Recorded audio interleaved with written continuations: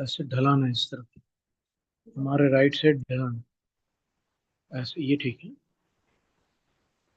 अब लगभग सही है।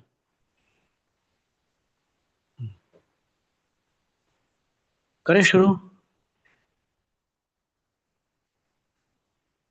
पूज्य महाराज श्री पंकज जी। हाँ पंकज अंकल तो है। गुरुदेव हम जो है यहाँ पर ईशाकार गुरुदेव। आशीर्वाद।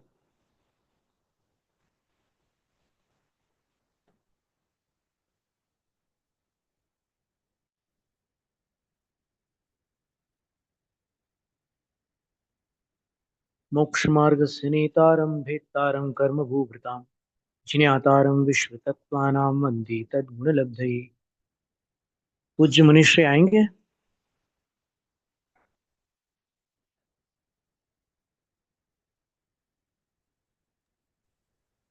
एक लॉगिन तो है गुरुदेव प्रज्ञा श्रवण मुनि नाम से, बट उसमें कोई हलचल नहीं है, मतलब पता नहीं, उसमें लॉगिन तो करके रखा है उन्होंने। हम्म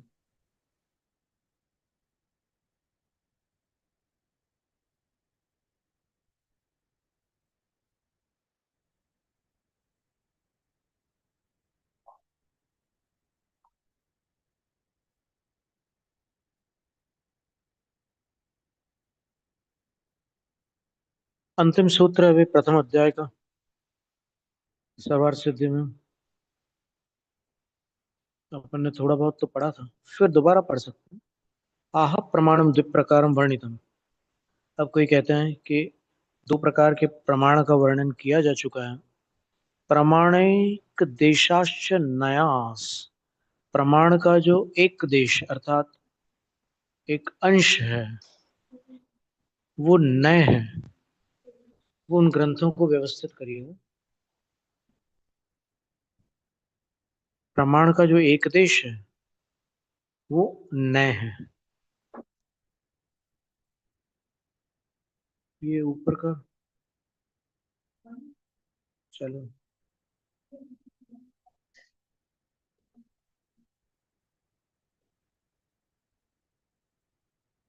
तदनंतर उद्देश्य भाजो निर्दिष्ट व्यत्यता। तो प्रमाणों के बाद अब नयों का कथन करने योग्य है और प्रसंग को प्राप्त है, इसलिए उनका निर्देश करना चाहिए। इति अतः, इसलिए यहां से कह रहे हैं नैगम संग्रह व्यवहार अर्जु सूत्र शब्द समभिरूढ़ एवं भूता नया। ये सात नए हो गए। नैगम नए, संग्रह नए, व्यवहार नए, ऋजु सूत्र नए। अब ऋजु सूत्र की व्यवहार के र से संधि कर दी तो त्रिवर्णे अर, वो व्यवहारर्जु सूत्र हो गया। विग्रह करोगे तो ऋजु सूत्र निकलेगा, संधि करोगे तो व्यवहार अर्जु सूत्र हो गया। फिर शब्द न, समभिरूढ़ न और एवं भूत न, ये सात न है। ये आगम नय कहलाते हैं। फिर अध्यात्म नय अलग होते हैं। अध्यात्म नय में व्यवहार और निश्चय नय होते हैं। एतेषां सामान्य विशेष लक्षण वक्तव्य। इन सातों के सामान्य लक्षण और विशेष लक्षण कहने योग्य है। सामान्य लक्षण तावत। अब सामान्य लक्षण क्या कह रहा है नय के? तो वस्तुन्यनेकांतात्मनि, अनेकांत स्वरूप जो वस्तु है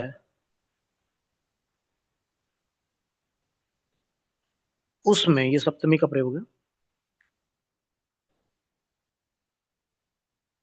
अविरोधेन हेत्वर्पणात्, बिना विरोध के हेतु की अर्पणा से, अर्थात हेतु को विवक्षित करके, किसी हेतु से किसी विवक्षित, किसी प्रकार से किसी पक्ष को विवक्षित करके, प्रदान करके, साध्य विशेषस्य, जो साध्य विशेष है, मान लो आपको नित्यता की सिद्धि करनी है तो फिर आप द्रव्यार्थिक पक्ष को प्रदान करके वस्तु की नित्यता को ग्रहण करेंगे। तो वस्तु नित्यात्मक है। वस्तु सर्वथा नित्य भी नहीं है और सर्वथा अनित्य भी नहीं है। लेकिन जब आपको नित्य पक्ष को प्रदान करना है तो फिर आप द्रव्यार्थिक नय की अर्पणा करेंगे, यानी उसको प्रदान करेंगे। और फिर यथात्म प्रापण प्रवण प्रयोगो नय, उसके यथार्थ स्वरूप का को प्राप्त कराने में जो कुशल प्रयोग होता है, प्रवण का अर्थ होता है कुशल, जो प्रयोग होता है उसका नाम नय है। सद्वेधा, वह दो प्रकार का है। द्रव्यार्थिक पर्यायार्थिक चेति, द्रव्यार्थिक और पर्यायार्थिक इस प्रकार दो प्रकार का नय है। द्रव्यं सामान्यम उत्सर्ग अनिवृत्ति अनुवृत्ति रित्यर्थ। द्रव्य किसे कहते हैं? जो सामान्य रहता है, यानी जैसे अपन अपने जीव द्रव्य को देख लें तो सामान्य का अर्थ होता है समानता से युक्त। समानस्य भाव सामान्यम। तो आप देव गति में थे, अन्य गतियों में थे, और आज मनुष्य गति में है, तो वो सामान्य ही रहता है जो द्रव्य है। वो पर्याय में विशेषता आती रहती है कर्मोदय से। तो जो सामान्य है उसको द्रव्य कह रहे हैं, उत्सर्ग है उसको द्रव्य कह रहे हैं, अनुवृत्ति है उसको द्रव्य कह रहे हैं। अनुवृत्ति है ना, वो चल ही रहा है। विनिवृत्ति में वो छूट जाती है, पर्याय छूट जाती है, लेकिन द्रव्य जो रहता है कभी छूटता नहीं, उसकी अनुवृत्ति जारी रहती है। अनादिकाल से निगोद से लेकर सिद्धावस्था तक वो द्रव्य हमेशा साथ है। तद विषय द्रव्यार्थिक, उसको विषय करने वाला नए द्रव्यार्थिक है। पर्याय विशेषोपवादो व्यावृत्ति इत्यर्थ। पर्याय का अर्थ होता है भिन्न, विशेष का अर्थ होता है अलग। और अपवाद, जैसे मान लो सबको बोला कि बैठ जाओ, कोई नहीं बैठ रहा है, तुम विशेष हो क्या, यानी तुम अलग हो क्या, ऐसा कहते हैं। तो पर्याय का अर्थ विशेष है। अपवाद वो उत्सर्ग है, उत्सर्ग का अर्थ हाईवे, राजमार्ग, और अपवाद का अर्थ पगडंडी, गलियां। व्यावृत्ति यानी व्यावृत्ति का अर्थ होता है उसको एक दूसरे से पृथक करना, अलग हो जाना। इत्यर्थ। तद विषय पर्यायार्थिक, उसको विषय करने वाला कौन सा नया है? पर्यायार्थिक। तयोर भेदा नैगम आदय, इन दो नयों के ही ये सात भेद हैं, नैगम आदि। तेषाम विशेष लक्षण उच्यते। अब ये सामान्य बात हो गई, अब विशेष बात कह रहे हैं। क्या? अभिनिर्वृत्तार्थ संकल्प मात्र ग्राही नैगम। अभिनिर्वृत्त जो पदार्थ है, अनभिनिर्वृत्त है, अभिनिर्वृत्त नहीं है, अनभिनिर्वृत्त, यानी अभी काम नहीं हुआ है। निर्वृत्त का अर्थ होता है पूरा काम हो जाना, रचना हो जाना। तो अभी काम हुआ नहीं, लेकिन अनिवृत्त अभिन अनभिनिवृत्तार्थ संकल्प मात्र ग्राही नैगम। लेकिन संकल्प मात्र से वो हो चुका है इस प्रकार से ग्रहण करने वाला नय नैगम है। कहाँ जा रहे हो? आटा पिसाने जा रहे हो। अभी गेहूं पिसाने जा रहा है, लेकिन वो संकल्प उसने आटा लाने का किया ना, तो फिर नैगम ने इसको स्वीकार करता है कि ठीक है तुम आटा पिसाने जा रहे हो, सही बात है। और अगर एवं भूत नय से बोलोगे तो फिर वो एवं भूत लड़ाई करेगा, बोले कि आटा पिसाया जाता है, आटा तो पिसे हुए के नाम है। लेकिन देखिए दोनों बातें सच है। जब अपन नयों की खींचातानी करते हैं तो विवाद होता है, और जब दोनों नयों की दृष्टि समझ लेते हैं तो स्यादवाद होता है। तो अपने को किसी भी नए का हठवाद नहीं लाना, हठवाद में विवाद है, स्यादवाद निर्विवाद है। तो जैसे क्षमा सागर महाराज ने एक उदाहरण दिया था कि कुछ लोग ऐसे दोस्त लोग हैं, वो एयरगन लेकर के शिकार करने जा रहे थे। तो फिर दो जैन लोग आपस में बात करते हैं। एक कहता है कि ये कहाँ जा रहा है बंदूक लेके? तो बोले नरक जा रहा है। तो अभी मोटरसाइकिल में कोई नरक गया है क्या आज तक? लेकिन नैगम ने कह रहा है कि नरक जा रहे हैं। इसका अर्थ ये हुआ कि उसका जो अल्टीमेट वो शिकार करेंगे और फिर वहां जाएंगे। उस हिसाब से नायगम ने बात सही है, गलत नहीं है। फिर जैसे उदाहरण दे रहे हैं यहाँ पर, कंचित पुरुषम, किसी पुरुष को परिगृहीत परशुम गच्छन्तम अवलोक्य, कुल्हाड़ी लेकर के जाता हुआ देखकर, कश्चित पृच्छति किमर्थम भवान गच्छति इति, तुम किस लिए जा रहे हो कुल्हाड़ी लेकर। स आह, वो बोला, प्रस्थ माने तुम इति, मैं एक माप लेने जा रहा हूं। तो अभी माप तो लकड़ी कटी नहीं है अभी भी, लेकिन उस लकड़ी से उसको कोई माप बनाना है। पसेरी बोलते थे ना प्रस्थ को, जिसमें अनाज को मापा जाता था, ऐसा कुछ था ना पहले। अब नहीं होते, फिर भी उसका उसका नाम यही था ना। पसेरी क्या होता है?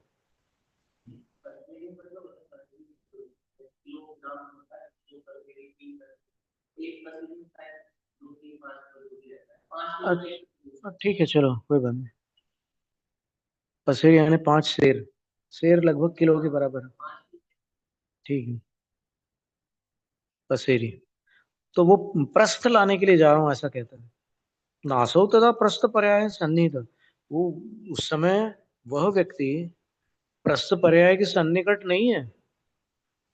अभी तो लकड़ी लाएगा वहां से, फिर प्रस्थ बनाएगा कारपेंटर के हाथ से, या फिर वो खुद कारपेंटर भी हो सकता है, पर वो संकल्प मात्र से ऐसा कथन करता है। तद अभिनिवृत्त निर्वृत्तये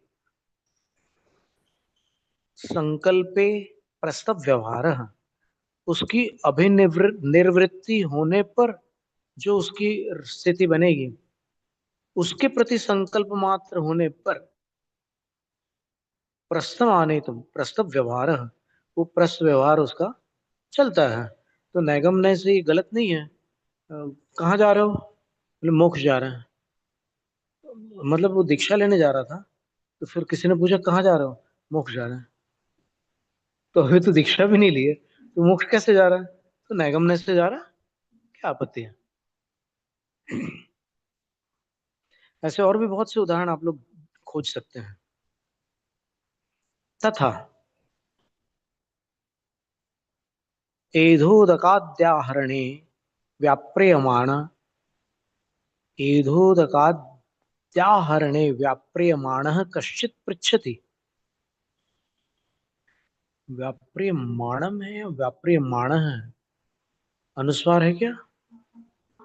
माण विसर्ग है, माणम है ना, तो ठीक है। तो जैसे कोई पूछता है, किं करोति भवानी थी, तुम क्या कर रहे हो?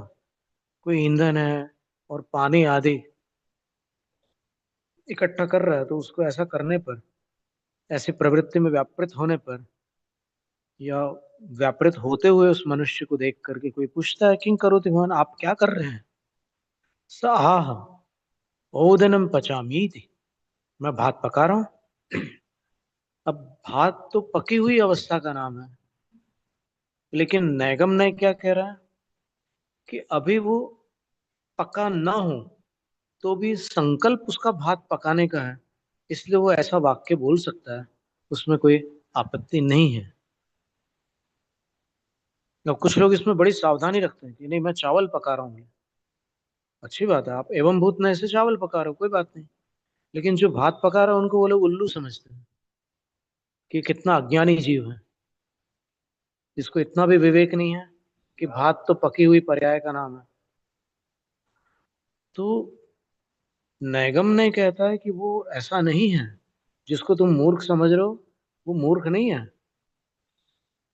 वो संकल्प की अपेक्षा से कथन कर रहा है, तो वो कथन आगम विरुद्ध नहीं है और लोक विरुद्ध भी नहीं है। हजारों लोग मिलते हैं ऐसे, पूछो कहाँ जा रहे हो? आटा पिसाने जा रहे हैं। आटा पिसा नहीं बोलते कोई। ऐसा मिलना मुश्किल है कोई इतने, जो जो उनको मूर्ख समझ रहे हैं, ऐसा वैसा होशियार मिलना मुश्किल है जो ये बोले कि मैं गेहूं पिसाने जा रहा हूँ। वो आटा ही पिसाने जाते हैं। ईंधन और उदक आदि का आहरण करने में कोई व्यापृत हो रहा है, अर्थात प्रवृत्ति कर रहा है वो, तो ऐसे मनुष्य को कश्चित पृच्छति, कोई पूछता है, किम करोति भवानिति, तुम क्या कर रहे हो। ये तुम नहीं, भगवान का अर्थ आप होता है, तुम होता है, उसमें तुम होता है। तुम के साथ किम करोषि होता है, भगवान के साथ किम करोति होता है, भगवान के साथ अन्य पुरुष होता है, और तुम के साथ मध्यम पुरुष होता है। सा उदनम पचामी थी, वो बोलता है मैं भात पका रहा हूं। न तदौदन पर्याय सन्निहित, अब उस समय वो ओदन पर्याय सन्निकट नहीं है। तदर्थे व्यापारे सब प्रयुज्यते, उस पर्याय के निमित्त भूत जो प्रवृत्ति हो रही है उसमें वह प्रयुक्त हो रहा है, वह उसमें लगा हुआ है। एवं प्रकारो लोक संव्यवहार अनभि निर्वृत्तार्थ संकल्प मात्र विषयो नैगमस्य गोचरः। इस प्रकार लोक का जो संव्यवहार अर्थात बोलचाल में जो वचन व्यवहार रहता है वह अनभिनिर्वृत्तार्थ संकल्प, अनभिनिर्वृत्त यानी अरचित पदार्थ के संकल्प मात्र को विषय करने वाला, या उसका संकल्प मात्र जिसका विषय है वो क्या है, नैगम से गोचर है, नैगम का विषय है वो, नैगम ने यही विषय करता है।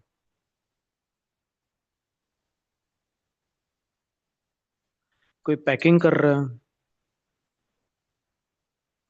3-4 दिन बाद उसको जाना है कहीं, तो पैकिंग कर रहा है, उससे कोई पूछता है कि क्या कर रहे हो, बोले शिखर जी जा रहा हूँ, बोलते ही हैं ये नैगम ने है।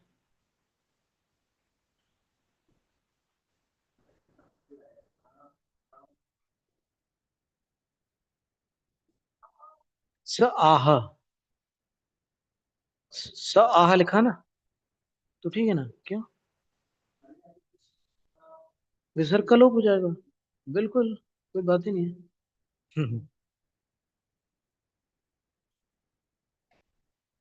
विसर्ग का तो सभी स्वरों के पहले लोप हो जाता है, कोई भी स्वर आ जाए विसर्ग का लोप होता है, केवल अ आने पर वहां पर विसर्ग का।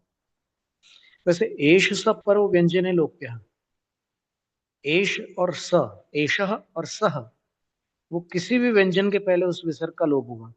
लेकिन स्वर आने पर, केवल अस्वर के आने पर उमकार और मध्य दो अकारों के बीच आया हुआ विसर्ग ऊ बन जाता है। तो ये एश में श एक अ है, और आगे अहम वो एक अ है, तो बीच में विसर्ग है, तो विसर्ग ऊ बन जाएगा, और सामने वाला अ समाप्त हो जाएगा। अब ये ऊ बन गया, सामने वाले अ का लोप हो जाएगा, अहम के अ का। अब ये ऊ बन गया, और फिर एश में अ है ये पहले से, तो उवर्णे ओ परस्य लोपम, ये ऊ का ओ बन जाएगा और उसका लोप हो जाएगा। नहीं नहीं, विकल्प नहीं, यहाँ कोई विकल्प नहीं। एशो हम, सो हम, कोई विकल्प नहीं है, सोहम ही बनता है, सह प्लस अहम सोहम ही होता है, और कोई उसका दूसरा भेद नहीं है।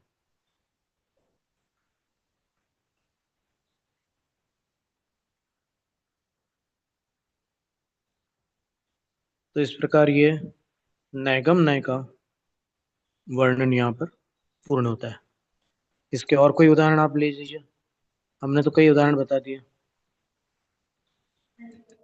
हम्म,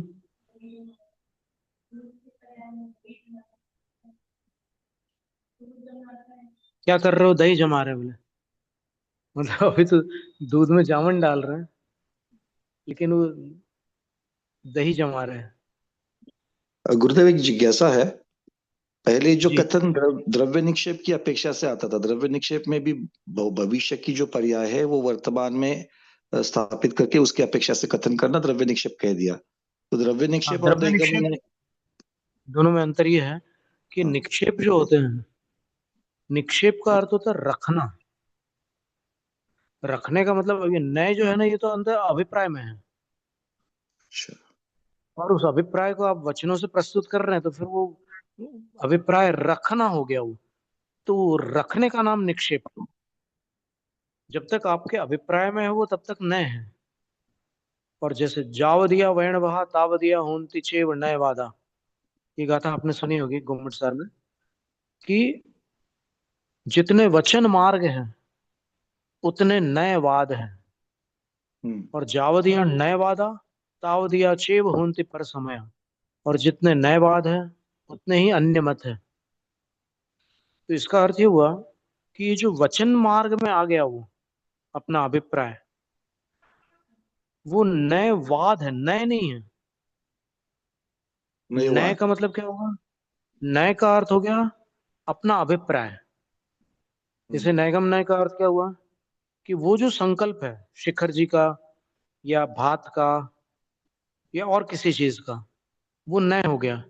अब आप उसको अपने मुख से शब्दों के द्वारा उच्चारित करके प्रस्तुत कर रहे हैं, तो वो नए वाद हो गया।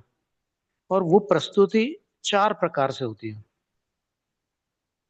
नाम निक्षेप, स्थापना। अब किसी का नाम नैगम है, एक महाराज जी थे नैगम सागर महाराज, तो नाम नैगम है, तो क्या वो रात दिन संकल्पों में ही रहते हैं क्या? नहीं, तो वो नाम है, केवल व्यवहार चलाने के लिए नाम है, वहां अर्थ की प्रधानता नहीं है, तो वो नाम निक्षेप हो गया, नाम रख देना। नाम का रखना निक्षेप है, निक्षेप का अर्थ रखना होता है। और फिर स्थापना निक्षेप क्या है?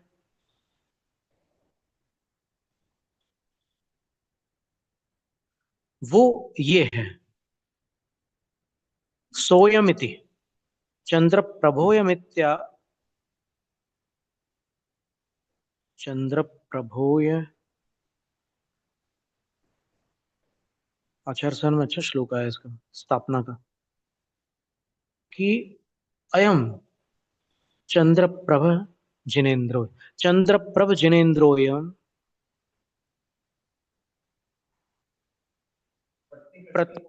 प्रतिमाक्ष प्रतिकृत्यक्षतादिशु। ये बोल रहे हैं कि ये जो प्रतिकृति है, एक मूर्ति बनी हुई है, या फिर अक्षत आदि, अक्षत पुष्प, जो मूल शास्त्रों के द्रव्य हैं उन्हीं की बात कर रहे हैं। फिर अभी जो लोगों ने द्रव्यों के नए नए आविष्कार किए हैं उनकी बात नहीं। तो ये जो बात आई है कि अक्षत आदि में अयम चंद्र प्रभ जिनेन्द्र, ये चंद्र प्रभ जिनेन्द्र है, इसका नाम स्थापना निक्षेप। अब इसकी क्या विधि है? तो एक तो जो अक्षत आदिक में स्थापना करते हैं वो तो आप होने के ऊपर करते हैं, और प्रतिमा में जो स्थापना करते हैं वो वेदी के ऊपर विराजमान करते हैं। पर प्रतिमा की जो विधि है वो पूरी प्रतिष्ठा विधि है, बड़ी लंबी चौड़ी स्थापना विधि है, जो अनेक मंत्रोच्चारण और संस्कार आरोपण पूर्वक संपन्न होती है। और इतना सब करने के पश्चात उस प्रतिमा में इतना परिवर्तन आ जाता है, वो जो पहले एक पत्थर की आकृति थी वो अब दिव्यता को प्राप्त हो जाती है। और कई ऐसे मंदिर है, अभी आरवी जो है महाराष्ट्र में, अमरावती के पास में कोई एक स्थान है, वहां के मंदिर में बिल्ली, कुत्ते, तोते सब हिल मिल करके रहते हैं। वो कभी एक दूसरे को पकड़ने की कोशिश ही नहीं करते, एकदम सहज वहां की वातावरण का ही प्रभाव। ऐसे प्रतिष्ठा भी जो है ना, अगर योग्य मुहूर्त में, योग्य विधि से और योग्य शुद्धि से हो, तो फिर प्रतिमा में अतिशय जागृत हो जाता है। पंडित नाथूलाल शास्त्री जो भारत के नामी प्रतिष्ठाचार्य थे, उनसे हमारी चर्चा हुई थी इंदौर में, शीश महल में वो आए थे, तो लगभग 1.5 घंटे चर्चा हुई। उनने कहा कि ये जो बीजाक्षर पिंडाक्षर आदि हैं प्रतिष्ठा विधि में, इनका यदि शुद्ध शुद्ध उच्चारण करके विधिवत प्रतिष्ठा की जाए तो ऐसा संभव ही नहीं है कि उस प्रतिमा में अतिशय ना हो। वो अवश्य में अतिशयकारी होती है वो प्रतिमा। फिर कोई आचार्य महाराज के वक्तव्य में मैंने सुना था कि वैसे देखो तो वो जो सर्वश्रेष्ठ मुहूर्त आता है प्रतिष्ठा का, वो 7 वर्षों में एक बार आता है। भले ही हर साल प्रतिष्ठाएं होती है, लेकिन 7 वर्षों में एक बार वो मुहूर्त आता है। फिर उसके बाद जो मध्यम मुहूर्त आते हैं वो बीच बीच में भी आते हैं। फिर जो सामान्य मुहूर्त होते हैं वो बहुत बार आते हैं। तो अगर आपको बहुत उत्कृष्ट काम करना हो तो फिर आपको उत्कृष्ट तरीके से ही करना होगा, ऐसा है। ये स्थापना निक्षेप हो गया। फिर जैसे स्थापना निक्षेप का जो उदाहरण है, असली में स्थापना निक्षेप का अर्थ होता है आपने किसी में किसी की मान्यता अवधारित की, निश्चित की, और अब आप लोक व्यवहार में उसी प्रकार की शब्दावली का प्रयोग कर रहे हैं। मंदिर में कौन है, तो बोले आदिनाथ भगवान है। अब आप ये नहीं बोलते कि आदिनाथ भगवान की प्रतिमा है, भले ही प्रतिमा है, लेकिन तो भी आप क्या बोलते हैं कि आदिनाथ भगवान है, ये आदिनाथ भगवान का मंदिर है, बोलते हैं हर जगह बोलते हैं। महावीर जी, महावीर भगवान की प्रतिमा का मंदिर है, ऐसा कौन बोलता है? भगवान महावीर स्वामी का मंदिर है। तो इसका नाम स्थापना निक्षेप है। यानी वो निक्षेप यानी वो रख दिया जाता है लोक में, प्रस्तुति का नाम निक्षेप है। फिर द्रव्य निक्षेप में क्या होता है? इंद्र ने किसका अभिषेक किया? भगवान का अभिषेक किया। द्रव्य निक्षेप उनको भगवान ही मानते हैं, बल्कि भगवान ही प्रस्तुत करता है। जबकि भगवान 13वें गुण स्थान में होंगे, परमात्मा की जो पर्याय है वो 13वें गुण स्थान में होती है। लेकिन इंद्र किनका अभिषेक करता है? भगवान का। और अगर इंद्र भगवान का अभिषेक नहीं करता ऐसा कहोगे तो फिर ये बता देना कि तीर्थंकर के अलावा किसका अभिषेक किया इंद्र ने आज तक? किया क्या किसी का? किसी का नहीं किया अभिषेक। तीर्थंकरों का ही अभिषेक किया इंद्र ने, सौधर्म इंद्र ने, और वो उस ठाट बाट के साथ। देखो, भगीरथ मुनि के चरणों का अभिषेक किया था क्षीर समुद्र के जल से इंद्र ने, और वो जल गंगा नदी में चला गया उनके चरणों का गंधोदक, तो गंगा नदी तीर्थ हो गई, ऐसा लिखा हुआ है उत्तर पुराण में। और तिलोई पंडित में लिखा है कि गंगा नदी तो ऑलरेडी तीर्थ है। क्यों? क्योंकि वो पूरा गंधोदक ही है गंगा नदी। कैसे? तो बोले कि जहां से गंगा नदी आती है वहां पर सबसे पहले जो पतली सी धार गिरती है वो वहां के एक जिन बिंब के ऊपर गिरती हुई है। और वो धार गिरते समय ऐसे लगती है जैसे कि नदी भगवान का अभिषेक कर रही है। ऐसा त्रिलोक सार में और तिलोक पंडित दोनों ग्रंथों में ऐसी गाथा आई है कि उस दृश्य को देखकर ऐसा लगता है कि जैसे साक्षात गंगा नदी भगवान जिनेन्द्र का अभिषेक करती हुई। और वो भगवान कैसे हैं? जटाओं वाले हैं, ऐसा लिखा है उसमें। और वो आदिनाथ भगवान ही हैं। तो फिर वो उनको पूरा अभिषिक्त करता हुआ वो जल फिर आगे प्रवाहित होता है। तो ऑलरेडी गंधोदक है वो, शुरू से ही गंधोदक है, ऐसा कथन है। और फिर वो भगीरथ मुनि के चरणों का प्रक्षालन किया था इंद्र ने क्षीर समुद्र के जल से, तो गंगा नदी पूरी सफेद है। आप देखना गंगा नदी की जो रेत है एकदम सफेद रेत है। और उस रेत से बनी हुई जो ईंट है वो वजनदार होती है, अलग क्वालिटी की ईंट होती है वो। हर जगह वैसी ईंट नहीं मिलेगी आपको। गंगा नदी की मिट्टी में ये खासियत है। स्थापना निक्षेप की बात हुई, फिर नहीं, द्रव्य निक्षेप की बात हुई। द्रव्य निक्षेप में अपन पहले से ही आगामी या अब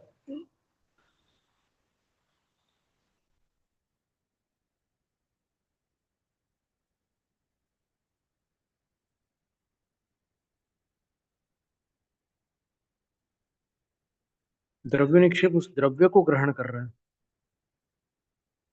जो अभी वर्तमान पर्याय से युक्त है, उस पर्याय को छोड़कर उस द्रव्य के आगे पीछे की पर्याय को ग्रहण कर रहा है, वो द्रव्य निक्षेप है। जैसे बाल्यावस्था में भगवान को जिन कहना, जिन बालक नहीं कहना। जिन बालक वो कहेंगे जिनको द्रव्य निक्षेप का उस समय स्मरण नहीं है, जब वो कह रहे हैं। स्मरण आ जाएगा तो वो जिन कहने में कोई उनको तकलीफ ही नहीं होगी, कोई अड़चन वाली बात ही नहीं है ही वो भगवान।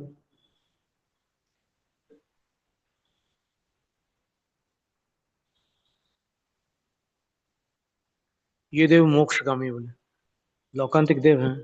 कौन है ये, कौन से देव है? बोले कि ये तो मोक्षगामी देव है। तो मोक्षगामी कोई देव उस पर्याय से तो मोक्षगामी नहीं होते, लेकिन बस उनका द्रव्य जो है वो बस आगामी पर्याय से मोक्ष जाने वाला है। नैगम में आने दो ना, तो नैगम की तो बात चल रही है। पर द्रव्य द्रव्य निक्षेप उस द्रव्य की ही आगे पीछे की पर्यायों को पकड़ता है। फिर भाव निक्षेप जो है, वर्तमान पर्याय से उपलक्षित द्रव्य को भाव कहते हैं। अपन पहले भी पढ़ चुके हैं। तो इस तरह ये नैगम नय का वर्णन आज अपन ने पढ़ा है। तो एक साथ बहुत ज्यादा न लेकर के आज इतना ही रखते हैं। रिकॉर्डिंग करना तो रहेगी आज। आप लोग ध्यान रखा करो, रिकॉर्डिंग क्या है कि हमारा ध्यान नहीं रहता, हमारा ध्यान पूरा जिनवाणी में रहता है। अब हम क्या करें, हम तो क्षमा मांगेंगे और क्या। गुरुदेव नहीं लाइव होता। चल रहा है, लाइव पर तो चल ही रहा है। ठीक है। यहाँ पर ये डिवाइसेस रखे हुए हैं, और कई बार लोग बोलते हैं कि हमारा सिर्फ ये लाल बटन दबा देना, तो हमारा ध्यान बिल्कुल नहीं रह पाया आज। क्या करते हैं। चलो अच्छा, आप लोगों ने रिकॉर्ड किया तो ठीक बात। जैनम जय तो शासन।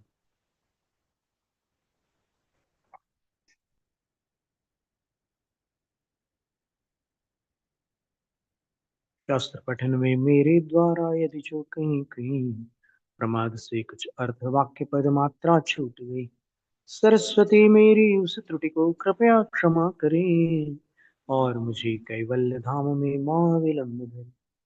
वांछित फलदात्री चिंतामणि सदृश मात तेरा, वंदन करने वाले मुझको मिले पता मेरा। बोधि समाधि विशुद्ध भावना आत्म सिद्धि मुझको मिले, और मैं पा जाऊं मां मोक्ष मास।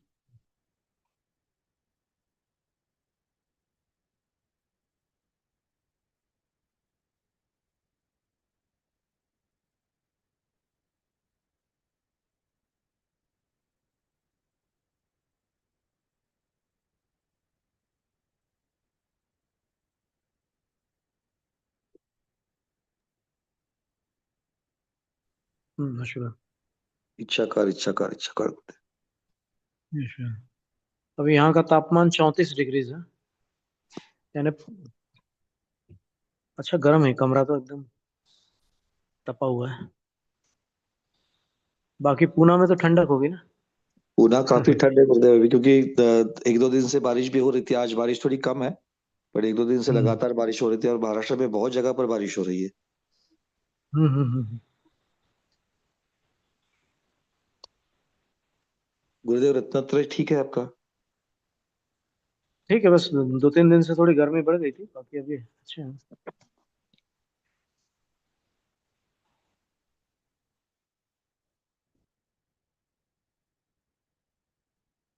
पूज्य महाराज श्री नहीं आ रहे हैं, थोड़ी चिंता हो रही है। क्या हो गया।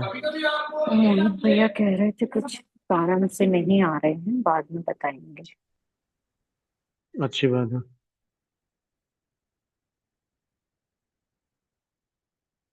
ठीक है।